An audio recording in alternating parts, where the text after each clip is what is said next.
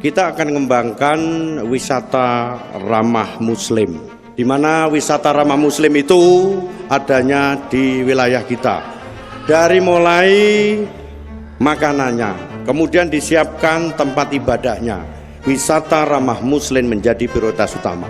Kemudian kita kembangkan apa? Yang pertama, kita kerjasama dengan diaspora untuk apa? Wisata muslim harus mendunia, misalnya candi, revelasi, kemudian makam, dan lain sebagainya. Kita akan ciptakan 1000 wisata alam di wilayah kita. Dengan cara apa? Wisata alam ada di desa-desa, kita gunakan infrastruktur, jalannya kita bangun. Dari sumber daya manusia, kita akan lakukan pelatihan dan sertifikasi kepada mereka-mereka pemandu wisata. Kita latih mereka biar profesional.